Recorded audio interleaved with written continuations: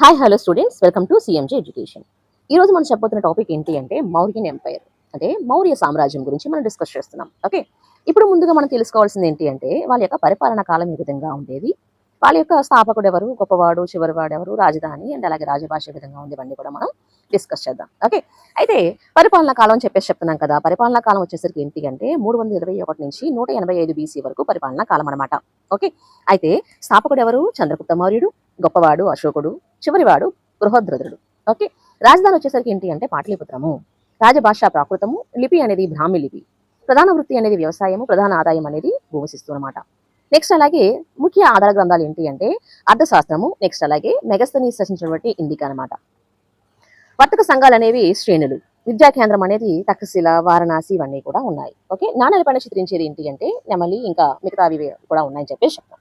అలాగే మతాలకు వచ్చేసరికి ఏంటి అంటే చంద్రగుప్త మౌర్యుడు జైన మతము, బిందుసారుడు అన్నవాళ్ళు అజ్విక మతము, అశోకుడు అన్నవాళ్ళు ఏంటి అంటే బౌద్ధ మతాన్ని స్వీకరించారు. ఓకే, వాళ్ళ యొక్క టైంలో ప్రామాణిక నాణ్యం ఏంటి అంటే ఫనా అని చెప్పేసి చెప్తాము. అండ్ అలాగే ప్రభుత్వ భూములు ఏమంటారంటే సీతాక్షేత్రాలు అని చెప్పేసి చెప్తారు. పరిపాలన విధానం ఏ విధంగా ఉండేది అంటే వాళ్ళది కేంద్రీకృత వ్యవస్థ అని చెప్పేసి చెప్పొచ్చు. సో మొదటగా మనం ఇప్పుడు డిస్కస్ చేసేది ఏంటి అంటే రాజుల గురించి, వాళ్ళ తాలూకా ఇంపార్టెన్స్ గురించి ముందు మనం డిస్కస్ చేద్దాం. ఓకే, అయితే ఇప్పుడు మొదటిగా మనం ఎవరి గురించి తెలుసుకుంటున్నాము, చంద్రగుప్త మౌర్యుడి గురించి మనం తెలుసుకుంటున్నాం. చంద్రగుప్త మౌర్యుడి తాలూకా టైం పీరియడ్ ఏ విధంగా ఉందని చూసినట్లయితే క్రీస్తు పూర్వము 321 నుంచి 297 వరకు కూడా అతని యొక్క టైం పీరియడ్ అనమాట. అయితే భారతదేశాన్ని ఏకం చేసి పాలించినటువంటి మొట్టమొదటి చక్రవర్తి ఎవరు అంటే చంద్రగుప్త మౌర్యుడు. ఓకే, ఇతనికి బిరుదులు ఏంటి అంటే మహారాజా, అధిరాజ, నెక్స్ట్ అలాగే పియదస్సి, నెక్స్ట్ అలాగే ఇలాగ కొన్ని బిరుదులు అనేవి కూడా ఉన్నాయన్నమాట. నెక్స్ట్ చూసినట్లయితే విదేశీ మహిళను వివాహం అయినటువంటి తొలి భారతీయ చక్రవర్తిగా ఇతను పేరుగాంచాడని చెప్పేసి చెప్తున్నాము. ఓకే, నెక్స్ట్ వచ్చేసరికి ఏంటి అంటే అలాగే మొట్టమొదటి భారతదేశ జాతీయ పాలకుడిగా కూడా ఇతనికి యొక్క గుర్తింపు అనేది ఉంది.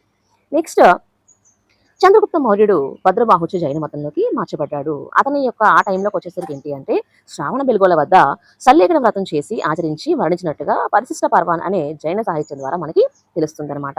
భారతదేశ చరిత్రలో మొట్టమొదటిసారిగా విస్తృతంగా రహదారులు నిర్మించిన ఘనత చంద్రగుప్త మౌర్యునికి అనేవారికి దక్కుతుంది. ఆ టైంలోనే క్రీస్తు పూర్వం 310 అటువంటి సంవత్సరంలో పాటలిపుత్రంలో స్థూలభద్రుడి అధ్యక్షతన మొదటి జైన పరిషత్తు, అంటే కౌన్సిల్స్ అని చెప్పేసి చెప్తూ ఉంటాం కదా మనం, ఆ యొక్క ఫస్ట్ కౌన్సిల్ ని జైన మతానికి సంబంధించినటువంటి ఇతను ఏర్పాటు చేశారని చెప్పేసి చెప్తున్నాం. సో నెక్స్ట్ వచ్చేసరికి ఏంటి అంటే మనకి బిందుసారుడు. అతని తాలూకా టైం పీరియడ్ మనం చూసినట్లయితే 297 బీసీ నుంచి 272 బీసీ వరకు ఉంటుందన్నమాట. ఓకే, ఇతని తాలూకా బిరుదులు వచ్చేసరికి ఏంటి అంటే మనకి సింహసేనుడు, నెక్స్ట్ అలాగే అమిత్రోకేటస్ అని చెప్పేసి చెప్తాం. ఓకే, అమిత్రఘాత అని చెప్పేసి చెప్తాం అనమాట. అయితే ఇక్కడ ఇతని తాలూకా ప్రధాన అంటే కల్లాటకుడు మరియు ఇతని స్థానంలో ఉన్నటువంటి అజీవిక భవిష్యత్తువేత్త పింగళి వత్స అన్న వాళ్ళు ఏంటి అంటే ఇతన్ని అజీవిక మతాన్ని స్వీకరించినట్టుగా చేశారు అని చెప్పేసి చెప్తాం మనం. ఓకే, ఇది బిందుసారుడు గురించి. నెక్స్ట్ వచ్చేసరికి ఏంటి అంటే అశోకుడు గురించి. ఓకే, మోస్ట్ ఇంపార్టెంట్ అనమాట. ఈ అశోకుడు గురించి మనం చూసినట్లయితే క్రీస్తు పూర్వము 268 అంటే 268 నుంచి 232 బీసీ వరకు కూడా ఈ అశోకుని తాలూకా టైం పీరియడ్. ఆ టైంలోనే మనకి కళింగ యుద్ధం అనేది కూడా జరిగింది. కళింగ యుద్ధం ఎప్పుడు జరిగింది చూసినట్లయితే 261 బీసీ అనమాట. ఓకే, అశోకుడు అంటే అర్థం ఏంటి అంటే దుఃఖం లేనివాడు అని అర్థం అనమాట. ఓకే, అయితే ఈ అశోకుడు తాలూకా బిరుదులు ఏ విధంగా ఉండేవి, నెక్స్ట్ ఇతను అంటే ఏ విధంగా అంటే ఒకే భాష అంటే ప్రాకృతము, ఒకే లిపి బ్రాహ్మీ లిపి, ఒకే ధమ్మ విధానంతో భారతదేశంలో ఐకమత్యాన్ని సాధించినటువంటి మొదటి చక్రవర్తిగా అశోకుడు భారతదేశ చరిత్రలో నిలిచిపోతారని చెప్పేసి చెప్తున్నారు. ఓకే, అయితే ఇతని బిరుదులు ఏంటి దేవనాంపియ మరియు అలాగే పీదస్సి అనమాట. సో నెక్స్ట్ ఏంటి అంటే అశోకుడి శాసనాల్లో బ్రాహ్మీ లిపిని ఓకే 1837లో జేమ్స్ ప్రిన్సెప్ అని అతను చదివారనమాట. ఆ టైంలో అతను ఆ యొక్క కారోస్టి లిపిని కూడా కనుగొన్నారు, ఉపయోగించారని చెప్పేసి ఎవరు కనుగొన్నారు అంటే కెప్టెన్ నోరిస్ అన్న వాళ్ళు కనుగొన్నారు. అయితే ఈ యొక్క శాసనాల్లోకి వచ్చేసరికి ఏంటి అంటే గ్రీకు మరియు అరమిక్ అనే దాన్ని రెండింటిలో కూడా వేయించారు. ఓకే, నెక్స్ట్ అలాగే ఉత్తర భారతదేశంలో కారోస్టి లిపిని, వాయువ్య ప్రాంతంలో గ్రీకు మరియు అరమిక్ లిపులను, మిగిలిన మొత్తం భారతదేశం అంతా కూడా ఏంటి అంటే బ్రాహ్మీ లిపిని కూడా వీళ్ళు ఎక్కువగా ఉపయోగించారనమాట. అయితే ఈ యొక్క అశోకుడు తాలూకా ఎవరైతే ఉంటారో వాళ్ళ యొక్క భార్యల గురించి చూసినట్లయితే అసంధిమిత్ర, కారువకి, నెక్స్ట్ అలాగే విదీశ మహాదేవి, నెక్స్ట్ అలాగే పద్మావతి. అతని తాలూకా కుమారులు ఎవరున్నారంటే కునాల, తివార, జలౌక అండ్ అలాగే మహేంద్ర. కుమార్తెలు వచ్చేసరికి ఏంటి అంటే సంఘమిత్ర మరియు చారుమతి.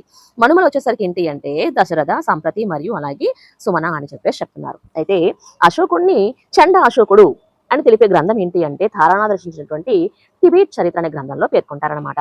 అయితే ఇతన్ని మొదటిగా చూసినట్లయితే బౌద్ధ భిక్షు అయినటువంటి ఉపగుప్తుని ప్రభావం వలన అశోకుడు బౌద్ధ మతాన్ని స్వీకరించాడు అని ఏ శాస్త్రం తెలుపుతుందని చూసినట్లయితే బబ్రూ శాస్త్రం అనేది తెలుపుతుందన్నమాట. ఓకే, అతని టైంలోనే పాటలిపుత్రంలో 3వ బౌద్ధ సంగీతిని మొగలపుట్ట తిస్సా అధ్యక్షతన జరిగిందని చెప్పేసి మనం చెప్పుకోవచ్చు. అయితే ఇతను ఎవరైతే కుమారులు లేదా మనవలు అని చెప్పేసి చెప్తూ ఉంటున్నాం కదా మనం.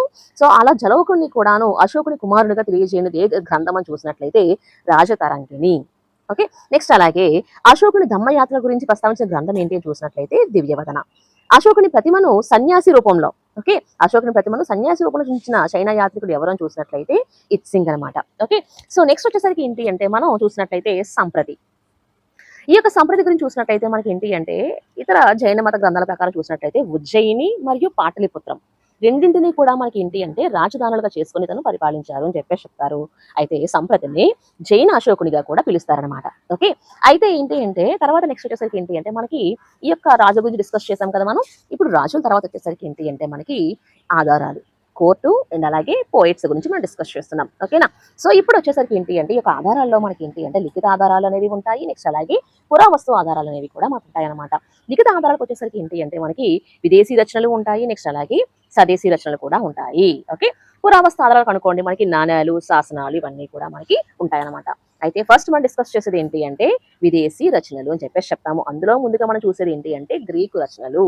గ్రీకు, నెక్స్ట్ అలాగే శ్రీలంక, టిబెట్ గ్రంథాలు అనేవి ఉన్నాయి కదా. ఆ యొక్క గ్రీకులోకి వచ్చేసరికి ఫస్ట్ వచ్చేసరికి ఏంటి అంటే మెగస్తనీస్ రచించినటువంటి ఇండికా గ్రంథం గురించి మనం డిస్కస్ చేస్తున్నాం. ఓకే, ఈ యొక్క ఇండికా ప్రకారం మనం చూసినట్లయితే పట్టణ పాలన, గ్రామ పాలన, సైనిక పాలన ఏ విధంగా ఉండేది. నెక్స్ట్ అలాగే మౌర్య సామ్రాజ్యంలో ఈ యొక్క ఇండికా గ్రంథం అనేది ఏమని చెప్తుంది అంటే బానిస వ్యవస్థ లేదు అని చెప్పేసి చెప్తుంది అనమాట. నెక్స్ట్ అలాగే ఆంధ్రుల గురించి ప్రస్తావన అనేది కూడా ఉంటుంది అని చెప్పేసి చెప్తున్నారు. ఓకే, నెక్స్ట్ అలాగే ఈ యొక్క టైంలోని కుల వ్యవస్థ కూడా ఉండేది అని చెప్పేసి కూడా చెప్తున్నారు. మెగస్తనీస్ తన ఇండికా గ్రంథంలో మౌర్య సామ్రాజ్యంలో బానిస వ్యవస్థ లేదు అని చెప్పేసి చెప్తున్నారు కదా. అయితే కౌటిల్యుని అర్థశాస్త్రము మరియు యజ్ఞవల్క స్మృతి, ఓకేనా, కౌటిల్యుని అర్థశాస్త్రము మరియు యజ్ఞవల్క స్మృతి అనేది బానిస వ్యవస్థ గురించి పేర్కొందనమాట. బానిస వ్యవస్థ గురించి పేర్కొన్నది అని చెప్పేసి చెప్తాం మనం. అలాగే ఈ యొక్క మెగస్తనీస్ ని అబద్ధాల కోరు అని చెప్పేసి చెప్పింది ఎవరు అంటే స్ట్రాబో అనమాట. ఓకే, సో అయితే నెక్స్ట్ చూద్దాం మనం. ఇంటిగా తర్వాత వచ్చేసరికి ఏంటంటే జియోగ్రఫీ. జియోగ్రఫీ రచయిత ఎవరు? స్ట్రాబో, గ్రీకు శాస్త్రవేత్త అనమాట స్ట్రాబో. ఓకే, సో అయితే ఇక్కడ ఏం చెప్తుంది అంటే సెల్సియస్ నికేటరు అండ్ అలాగే చంద్రగుప్త మౌర్యునికి మధ్య యుద్ధం అనేది ఏ విధంగా జరిగింది. నెక్స్ట్ అలాగే ఇప్పుడు ఆ యొక్క యుద్ధం ఫలితంగా సెల్సియస్ నికేటర్ తన కూతుర్ని హెలీనాను చంద్రగుప్త మౌర్యునికి ఇచ్చి వివాహం చేశాడు కదా, దాని గురించి. నెక్స్ట్ అలాగే ఉమెన్ బాడీ గార్డ్స్ అంటే చంద్రగుప్త మౌర్యునికి మహిళా అంగరక్షకులు ఉండేవారు అని చెప్పేసి కూడాను ఈ యొక్క జియోగ్రఫీ అనే గ్రంథం ద్వారా తెలుస్తుంది అనమాట. ఓకే, నెక్స్ట్ వచ్చేసరికి ఏంటి అంటే న్యాచురల్ హిస్టరీ. ఓకే, దీని రచయిత ఎవరు అంటే ప్లీనీ అనమాట. ఇందులో ఏం చెప్తున్నారు అంటే మౌర్యుల కాలంలో 6,00,000 మంది కాల్బలము, 30,000 మంది అశ్వికలు, 9,000 ఏనుగులు, 8,000 రథకారులు ఉండేవారని చెప్పేసి నేచురల్ హిస్టరీ అనేది తెలుస్తుంది అనమాట. ఓకే, సో ఇది ఏంటి అంటే మనకి గ్రీకు రచనలు. నెక్స్ట్ శ్రీలంక రచన చూసినట్లయితే మహావంశ. ఓకే, ఈ యొక్క మహావంశ అనేది ఏంటి అంటే మొదట అశోకుడిని చండ అశోకుని గాను, తర్వాత ధర్మ అశోకుడు గాను అని చెప్పేసి చెప్తుంది. అలాగే కళింగ యుద్ధం తర్వాత చాలా ఉధృత ఉన్న అశోకుడు ఏంటి అంటే నిగ్రోధ అనే 8 సంవత్సరాల వయసు గల బౌద్ధమత సన్యాసి వలన బౌద్ధంలోకి మారాడు అని చెప్పేసి ఈ యొక్క మహావంశ అనేది పేర్కొంటుంది అనమాట. ఓకే, నెక్స్ట్ వచ్చేసరికి ఏంటి అంటే వంశత పకాసిని అని చెప్పేసి చెప్తాం. అంటే మౌర్యులు సాకే వంశానికి చెందిన వారు అని చెప్పేసి చెప్తాం. అది మనకి ఏంటి అంటే ఇప్పుడు శ్రీలంక గ్రంథాల గురించి. నెక్స్ట్ టిబెటన్ గ్రంథాలు ఏంటి అంటే the history of the Tibet, అంటే దీన్ని రచించింది ఎవరు? తారనాథ్ అనమాట. ఓకే, అంటే ఇంకొక గ్రంథం ఏంటి history of the Buddhism in India అనే గ్రంథాన్ని కూడా అతను రచించారు. సో ఇప్పుడు మనకు వచ్చేసరికి ఏంటి అంటే స్వదేశీ సాహిత్యము, స్వదేశీ రచనలు చూస్తున్నాం. దాంట్లో ముందుగా మనం చూసుకోవాల్సింది ఏంటి అంటే లౌకిక సాహిత్యము. అందులోని మొదటిగా ఫస్ట్ వచ్చేసరికి ఏంటి అంటే అర్థశాస్త్రం గురించి మనం డిస్కస్ చేస్తున్నాం. ఈ యొక్క అర్థశాస్త్రం ఎవరు రచించారు? కౌటిల్యుడు లేదా విష్ణుగుప్తుడు లేదా చాణక్యుడు అని చెప్పేసి చెప్తూ ఉంటాం కదా. ఇండియన్ మాకియావెల్లి అని కూడా అంటూ ఉంటారు. ఓకే, అతను అన్నది అర్థశాస్త్రాన్ని రచించారనమాట. సో ఇప్పుడు ఈ యొక్క గ్రంథం గురించి మనం డిస్కస్ చేస్తున్నాం. ఈ యొక్క ప్రాచీన సాహిత్యంలో మొదటి లౌకిక గ్రంథం ఏదైనా ఉంది అంటే అది అర్థశాస్త్రము. దీనిలో పేర్కొన్న యథారాస తథా ప్రజ అన్న పదం ఇప్పటికీ కూడా మనకి సందర్భంలో వాడుతూనే ఉన్నామన్నమాట. ఓకే, అతని ఈ యొక్క గ్రంథంలో ఎప్పుడు కూడా మౌర్య అనే పదాన్ని ఎప్పుడు కూడా అతను వాడలేదు అని చెప్పేసి చెప్తున్నారు. అయితే ఎప్పుడు వెలుగులోకి వచ్చింది అని చూసినట్లయితే 1905 సంవత్సరంలో డాక్టర్ సామశాస్త్రి అతను ఈ యొక్క గ్రంథాన్ని వెలుగులోకి తీసుకుని వచ్చాడనమాట. 1909లో దీన్ని ఆంగ్ల భాషలోకి అనువాదం అనేది చేశారు. ఓకే, నెక్స్ట్ చూసినట్లయితే ఇందులోని ప్రధాన అంశం ఏంటి అంటే దండనీతి.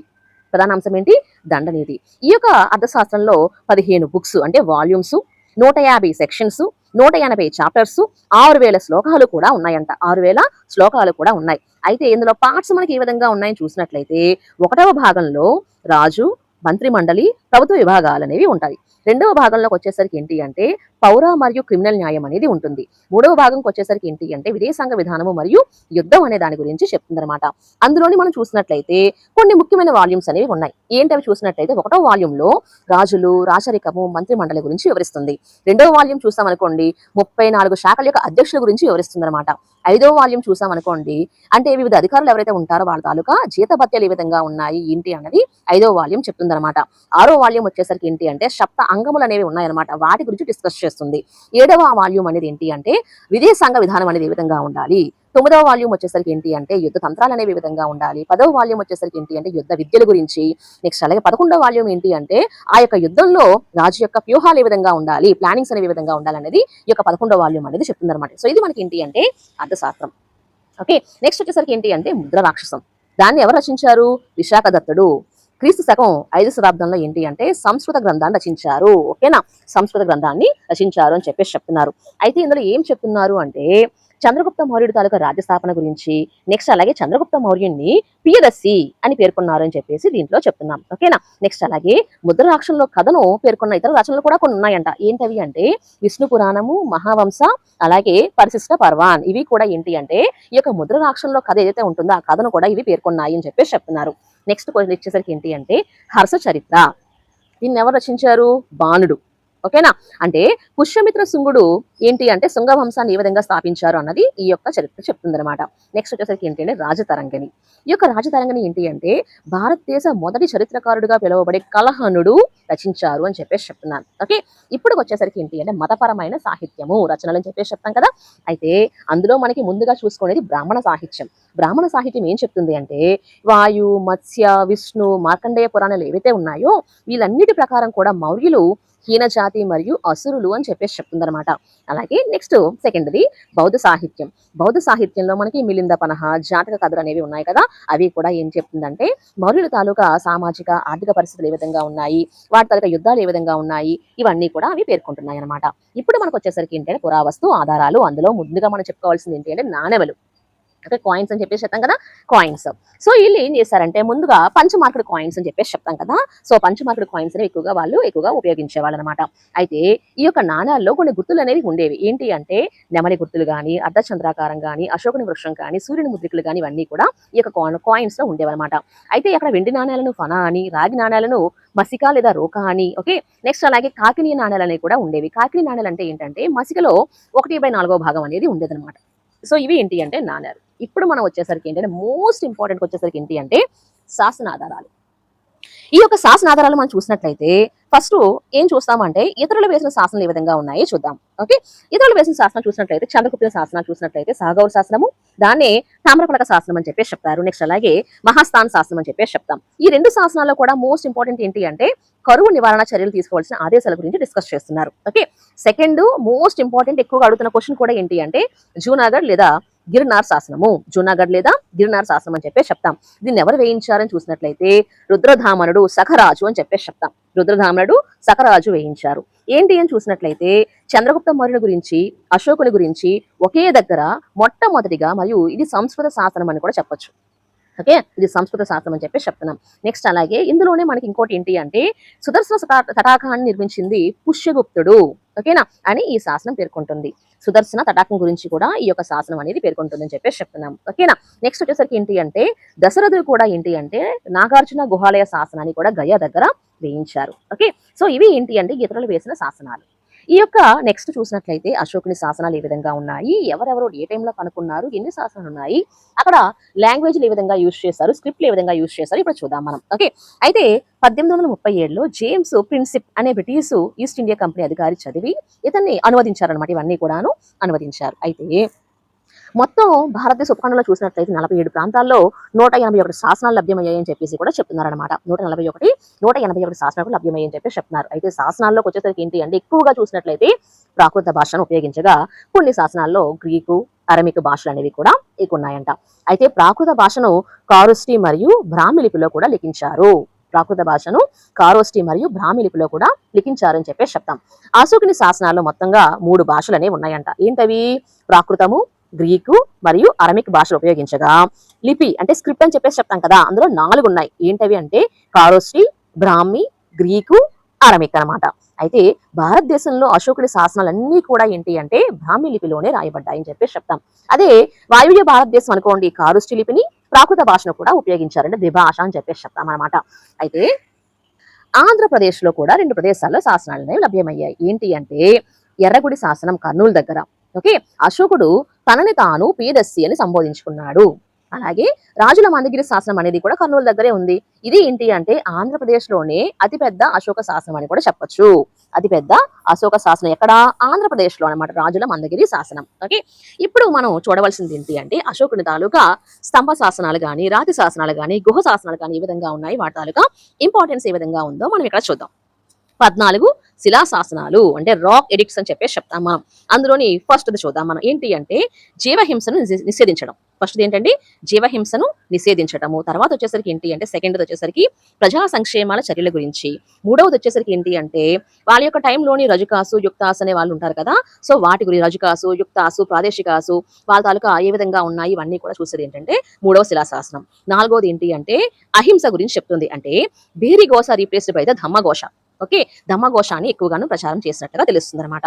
5వ శిలాశాసనం ఏం చెప్తుంది అంటే ధర్మ మహాత్మ గురించి, నెక్స్ట్ అలాగే క్షమాభిక్ష గురించి చెప్తుంది అనమాట. ధమ్మ మహాత్మాసు అలాగే క్షమాభిక్ష అనేది ఏ విధంగా ఉండాలి ఏంటి అనేది 5వ శాసనం చెప్తుంది. 6వది శాసనం ఏం చెప్తుంది అంటే మంత్రి పరిషత్ గురించి చెప్తుంది. 6వది ఏంటండి? మంత్రి పరిషత్ గురించి చెప్తుంది. నెక్స్ట్ అలాగే ప్రజలందరూ కూడా నా బిడ్డలే అని చెప్పేసి చెప్పేది కూడాను 6వ శిలాశాసనమే. 7వది వచ్చేసరికి ఏంటి అంటే అన్ని మతాల పట్ల కూడా సహనం గురించి చెప్తుంది. అంటే రిలీజియస్ టాలరెన్స్ అనమాట. 8వది వచ్చేసరికి ఏంటి అంటే విహారయాత్రలకు బదులుగా ధమ్మయాత్రలకు ఇతను ప్రచారం చేశారనమాట. అంటే విహారయాత్ర రీప్లేస్డ్ బై ద ధమ్మయాత్రాస్ అని చెప్పేసి చెప్పొచ్చు. ఓకే, ఇప్పుడు నెక్స్ట్ చూసినట్లయితే 9, 10, 11, 12 ఇవన్నీ చూసినట్లయితే మనకు అన్ని కూడాను ధమ్మ గురించి చెప్తుంది అనమాట. సో నెక్స్ట్ మోస్ట్ ఇంపార్టెంట్ ఏంటి అంటే 13వ శిలాశాసనం. దేని గురించి చెప్తుంది? కళింగ యుద్ధం గురించి, ఆంధ్రుల గురించి, నెక్స్ట్ అలాగే శాతవాహనుల గురించి, చోళ, పాండ్య అని చెప్పేసి చెప్తాం కదా మనం. చేర, చోళ, పాండ్య అనేది అలాగే సింహరాజ్యాల గురించి కూడా ప్రస్తావిస్తుంది. అలాగే విదేశీ పాలకుల గురించి కూడా ప్రస్తావిస్తుంది అనమాట 13వ శిలాశాసనము. 14వది కూడా ఏంటి అంటే మనకి పరిపాలన మరియు దమా గురించే పేర్కొంటుంది. ఓకేనా, ఇవి మనకి ఏంటి అంటే 14 తాలూకా ఈ యొక్క శిలాశాసనాలు. ఇప్పుడు నెక్స్ట్ చూసినట్టయితే పిల్లర్ ఎడిక్ట్స్ అంటే స్తంభ శాసనాలు ఏ విధంగా ఉంటాయో చూద్దాం మనం. ఈ యొక్క స్తంభ శాసనాలు మొదటిగా మనం చూసినట్టయితే 7 స్తంభ శాసనం చెప్పేసి చెప్తాం కదా. అవి ఏంటి అంటే ఫస్ట్ సూచించేది సామాజిక నడవడిక గాని, నీతి సూత్రాల గురించి కానీ ప్రస్తావిస్తుంది. రెండవది ఏంటి అంటే నేత్రదానం గురించి ప్రస్తావిస్తుంది. మూడవది ఏంటి అంటే ఆత్మ మరియు పాపములు, ఓకే, వాటి గురించి డిస్కస్ చేస్తుంది. 4వది ఏంటి అంటే రజుకాస్ గురించి ప్రస్తావిస్తుంది. 5వది ఏంటి అంటే జంతు బలుల గురించి. 6వది ప్రజా సంక్షేమం గురించి. 7వది ఏంటి అంటే ధమ్మ మహామాత్రల గురించి ప్రస్తావిస్తుంది అనమాట. అయితే ఇక్కడ ఉన్న స్తంభ శాస్త్రాలు ఏవైతే ఉంటాయో మీరట్ అండ్ అలాగే తోప్రా, ఓకే, మీరట్, తోప్రా శాస్త్రాలు ఏవైతే ఉంటాయో దానిని ఏం చేశారు? ఫిరోజ్ షా తుగ్లక్ అనేవాడు ఢిల్లీకి మార్చారనమాట. ఫిరోజ్ షా తుగ్లక్ ఢిల్లీకి మార్చారు. అలాగే కౌశంబిలో శాసనం ఏదైతే ఉంటుందో కౌశంబి శాస్త్రం ఏంటి అంటే జహంగీర్ ఈ యొక్క స్తంభ శాసనాన్ని అలహాబాద్ కి మార్చారనమాట. అండ్ అలాగే లౌరియా నందన్గర్, ఓకే, బీహార్లో వేయించిన శాసనం అనేది అత్యంత సుందరమైనదని కూడా చెప్పొచ్చు. సో ఇవి ఏంటి అంటే కొన్ని స్తంభ శాసనాలు. ఇంకా మరియు మనకి చాలా స్తంభ శాసనాలు ఉన్నాయి. ఏంటో చూసినట్లయితే తరాయి స్తంభ శాసనము. తరాయి స్తంభ శాస్త్రంలో ఏం చెప్తుంది అంటే బౌద్ధుడు అంటే అశోకుడు బౌద్ధం పట్ల చూపించిన గౌరవ మర్యాదల గురించి చెప్తుంది.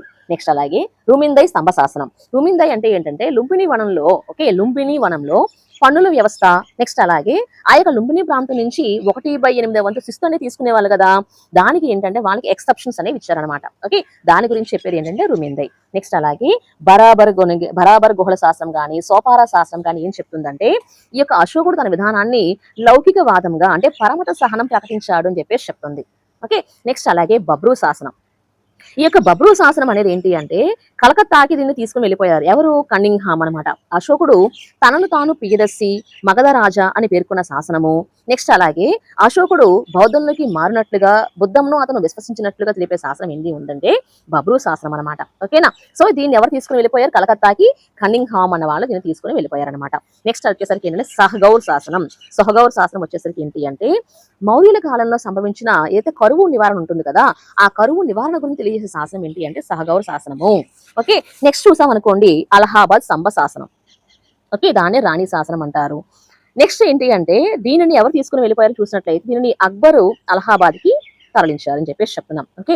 ఈ యొక్క అలహాబాద్ స్తంభ శాసనం ఎలా ఉంది అని చూసినట్లయితే శాస్త్రీయ సంస్కృతము మరియు బ్రాహ్మీ లిపిలో ఉంది. ఈ యొక్క అలహాబాద్ స్తంభ శాసనంలో సముద్రగుప్తుని గురించి, జహాంగీర్ గురించి, అశోకుని గురించి కూడాను ఉంది. ఈ యొక్క అలహాబాద్ స్తంభ శాసనాన్ని రచించిన వారు ఎవరు అని చూసినట్లయితే హరిసేనుడు. ఓకేనా, ఇది మనకేంటి అంటే ఇతర స్తంభ శాసనాలు. ఇంకా కొన్ని శాసనాలు అనేవి కూడా ఉన్నాయి. ఏంటి అని చూసినట్లయితే సాంచి, సారనాథ్, అలహాబాద్ శాసనాలు ఉన్నాయి కదా, అవి ఆ శాసనాలు ఏం చెప్తున్నాయంటే అశోకుని తాలూకా స్వీయ చరిత్ర, దమ్మ, వాటి యొక్క సారాంశాల గురించి తెలియజేసేవి ఏంటి అంటే ఈ యొక్క శాసనాలు. ఓకేనా, అయితే అశోకుడు తన పేరుని అశోకుడిగానే సంబోధించుకున్న శాసనాలు కూడా కొన్ని ఉన్నాయి. ఏంటి అంటే మస్కీ, జూనాగఢ్ శాసనాలు, మస్కీ మరియు జూనాగఢ్ శాసనాలు అనమాట. సో ఓకే, సో ఇవి ఏంటి అంటే మనకి అశోకుడి శిలా శాసనాలు చిన్న చిన్నవి. ఓకేనా, సో నెక్స్ట్ వచ్చేసరికి ఏంటి అంటే మనకి కేవ్ ఎడిక్ట్స్ అంటే గుహ శాసనాలు. ఏంటి అంటే అశోకుడు 4 గుహలను బరాబర్ అంటే బీహార్లో తీయించి అజ్విక సన్యాసులకు ఇచ్చారనమాట. అవి ఏంటి అని చూసినట్లయితే సుధామ, లోమశ ఋషి, కర్ణ చౌపార, గోపిక. సో ఇవన్నీ కూడా ఏంటి అంటే అజ్విక మత సన్యాసులకు ఇచ్చారనమాట. ఓకేనా, సో ఇవి ఏంటి అంటే మనకి ఏంటి అంటే ఈ అశోకుడు తాలూకా శాసనాలు, వాటి తాలూకా ఇంపార్టెన్స్ అనేది మనం చూస్తున్నాం కదా. సో ఈ మౌర్య సామ్రాజ్యం యొక్క పరిపాలన విధానము, వ్యవసాయము, పన్నుల వ్యవస్థ మరియు ఆర్థిక వ్యవస్థ, అలాగే సామాజిక మత పరిస్థితులు మరియు వాస్తు శిల్పకళలు అనేవి మన యొక్క పార్ట్ 2 వీడియోలో ఉంటాయి. మరికొన్ని ఇన్ఫర్మేటివ్ వీడియోస్ కోసం మా యొక్క ఛానల్ని లైక్ చేయండి, షేర్ చేయండి మరియు సబ్స్క్రైబ్ చేయండి. Thank you.